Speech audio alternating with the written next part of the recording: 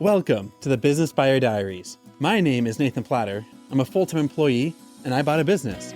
I did everything right, from finding the deal, handling all the due diligence on 63 opportunities, and ultimately bought a profitable gym. And boy, was I in for a big surprise as a new owner. I chronicled everything in real time, including the biggest wins to the stressful nights at 2 a.m. I'm sharing my journey without sugarcoating anything, so you don't make the same mistakes that I did. Here's today's episode.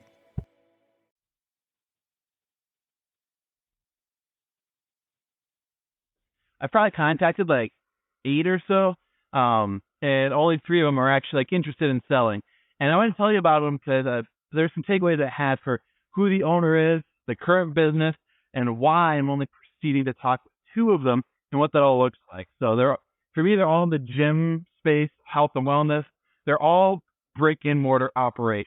I know some personal trainers will do like online coaching, consulting programs, digital products. And I'm exclusively looking for brick and mortar because I like that in-person experience, and I want something that's going to be stickier with my over 30 crowd. If you're under 30, you're probably fine doing your own personal training, but the biggest results you get in life are with the in-person. But anyhow, I digress. With these 3 businesses, they're all franchises. They're all part of established, functioning systems. I'm not going to, right now at least, do a one-off Nathan's personal training business. I wanted something that works with the system, where I can call support, where I don't have to figure out my operating systems, my vendor relationships. So that's my criteria. First and foremost, an existing franchise.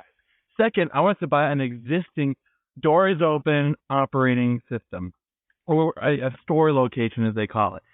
I know a lot of folks will buy a territory and then they'll set up a market. They'll do a campaign blitz, new opening. I wanted something that already has doors open. In the next 30 days, I'm going to have a large swath of people paying their monthly dues, and that the bulk of my expenses are already paid. When you start up a brand new location, you put a lot of money up front, and you have to wait for that grand opening to start getting paid back. I wanted to take over something that wasn't doing that great, but was already open. Second, for these 3 locations, they're all in the suburbs. So one's in a higher suburb area.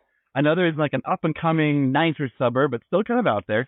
And then the third one is definitely more in like that an industrial town where there's a lot more blue-collar work, a lot of small-town folks with big dreams, but definitely a lot more affordable. In the first place that I met with, they were the most expensive. They were asking $450,000, and I said, okay, cool. I don't mind the price tag. It all depends on the financial to support that. The price doesn't matter as long as you have the money for the down payment, you're able to pay for the business, and you're getting paid by the business. The second one, here we go. The second one was a smaller gym. We didn't talk about price up front, but we more talked about the current members, the current team, and I just had a good feeling going in because we were getting the soft connection, the owner and I jiving, the culture of the gym. So that one had a really good feeling about it. And for the third one, it's talking a lot more about the system of the business. This is the one in the higher net worth neighborhood, and that one is the smallest of the 3 employment-wise. They've got the highest. They're asking $500,000 for that one, and they're solid team, solid everything, but the biggest price tag. So anyhow, we'll start going through the first one that fell through. So for the first one, they're asking $450,000. They've been open, I don't know, probably 3 years or so, and they wanted $450,000, and I said, cool, let's sign an NDA and look at the financials. Now, right off the bat, I knew something was off because each month, now the revenues are pretty good, maybe between like $25,000-$30,000 per month, which is great.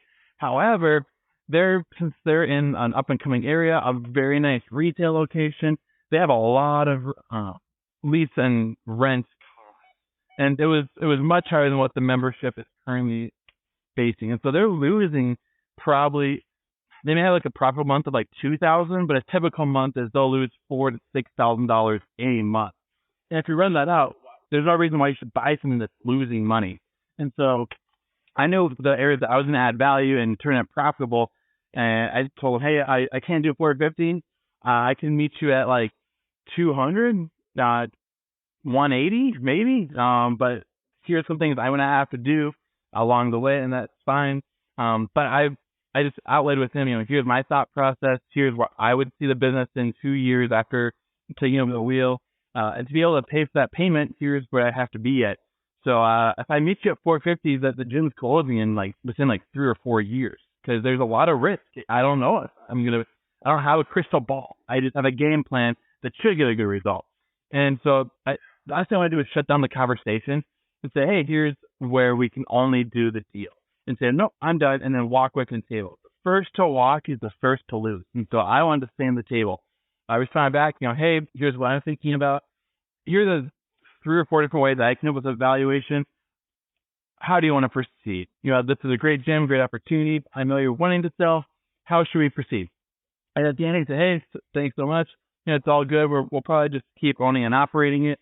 But yeah, thanks so much. And if things change, we'll contact you back, is what they said to me. So cool. If I'm dependent on that deal going through, that's the one I've got in the hopper, I'd be desperate and offer way too much money. I'd lose money, and I'd be bleeding every single month. And right now, they're struggling. And so they may come back to me. They may say they want to sell. They may not. They may just close the gym. I don't know what's going to happen.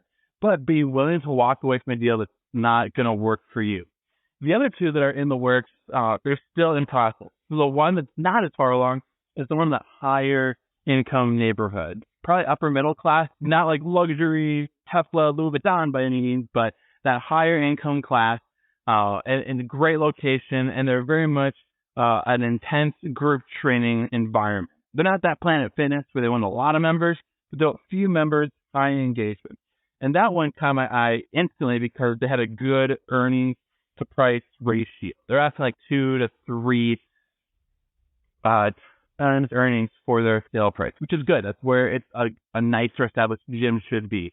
Now, first and foremost, since I have worked in the gym space, I want to make sure if it's off-brand of where I've worked, that it's going to work with any non-competes, any conflicts of interest, and all that. And I want to be upfront because I've had some work experience in the past in the health and wellness space. And so I'm always upfront with my current restrictions on me. I could offer them $1 million for their business, but if they have a non-compete that would bar me from entering their system, let's get that out of the way up front. And vice versa. If I have something barring me from entering their space, we may as well know up front. Money doesn't matter if we can't even get to the closing table. So that's where we're at right now, making sure that all I's are dotted, T's are crossed. On paper, though, the financials look great. One thing that's important, too, is the current staff want to stay, depending on a good owner. I know I will work with their system that's working, so I can win the staff over, and they'll stay with me. And if they don't, then I'll have to go hire people as well. But they're currently functioning, they're operating, they're break-even, if not profitable, which is important to me. I can improve what's working. I can't fix something that's on a crash course right now. So that one's in the works. And the third one, which is where I'm learning most, and you get to learn from, is one of being probably the cheapest of them all. They're wanting to get $125,000, and per year they make about $30,000 to $40,000. So it's kind of high for what the industry is. For that one, when you make under $100,000, your multiple is usually close to a 1 to a 2. So if they're making 30 to 40, I could acquire them for 60 to 80,000. But this is where it gets really good. They have from what they've told me, they have a very small attrition rate. Members that join stay longer, and so that really got my interest. And when I visited the club, I worked out as a gym member. They had solid staff. They greeted me. They gave me a handshake. They recognized I was newer and they said, "Hey, if you're needing a walk around, need to know where something's at, or you get lost, come find me. I'm happy to help you find what you're looking for." Great staff, very hospitable, amazing experience at their gym. I do the bathrooms while I was there and while I was going around. The soap dispensers were stocked. The toilet paper was filled out. The bathrooms were squeaky clean. The office space for the personal trainers was organized. It was well taken care of, sanitized. They had pride of ownership. And that's something that you can train, but that spirit of hospitality and welcoming people in. So the GM knew right away I hadn't been there before. And as he was talking to members, so he knew some of them had kids, some of them were on his son's baseball team. So they knew their members. They knew who their clients were. They knew who came in and who worked out. And that is very valuable. Maybe not monetarily, but that has a huge impact for a space that is notorious or infamous for a lot of people getting a gym membership, quitting, and here people don't quit as often as they otherwise do in other places. So it's helpful. And the things that I've learned, they've got a 5-year lease. And since this is a brick and mortar business, that's very important. They're leasing. They could not get renewed. The person that owns the building is in the unit next door. And that person next door, they have a growing business. Their employee headcount's going up, their sales are going up. And so the neighbor next door very possibly will want to take over the rest of the space. And so the lease is good for another 5 years, but that means in 5 years, I might get kicked out as a tenant if this deal closes. They may want the space for themselves, for their business. It's not a competitor. And I'd have to relocate gym equipment. I'd have to set up the purple carpet, the graphics on the walls, paint everything new build out. That would be rough. I would not like doing it. So that's something to factor in, the move over in 5 years. Also for the current operation, when you buy a franchise, the franchisor or corporate, they usually have a clause requiring you to upgrade your location to the current specs. So this gym has been around probably 10, 15 years, and they've updated it, paint, carpet, trim. But along the way, you have to do the upgrade in different increments. But when you have a new owner take over, you pay a transfer fee. And this gets like $5,000 or something. But the expensive part is there's new colors, there's new layouts, there's new design. So the equipment might need for the new branding. And that's for a gym that makes $30,000 to $40,000 a year. This improvement is going to cost about $65,000 to $80,000. So 2 years of profit for the business. So, let's fill this out. I don't pay myself anything. I take on the responsibility and the stress of being an owner. And after 2 years of making nothing, I then have 3 remaining years before I may have to relocate to a new facility and do this new build out and pay another $80,000 all over again in 5 years. So that's a risk, and that's a little spooky. The thing that I love about this club, though, they've got solid staff. The areas that are the biggest profit makers for the business, it's always for health and wellness. It's going to be personal training and the nutrition. Those are going to be your profit centers. They're not crushing it in that area. They're doing fine, but there's a lot of upside. I can map out how to do that and scale that up with different agency partners, different sales training, and the staff that are in place wanting more hours. So I can see the path to additional revenue, additional price profit, but instead of paying myself that new net profit after taxes and stuff, using that upsell to then pay for that upgrade to the building. So I'll have about 13 months as my deadline to make the improvements.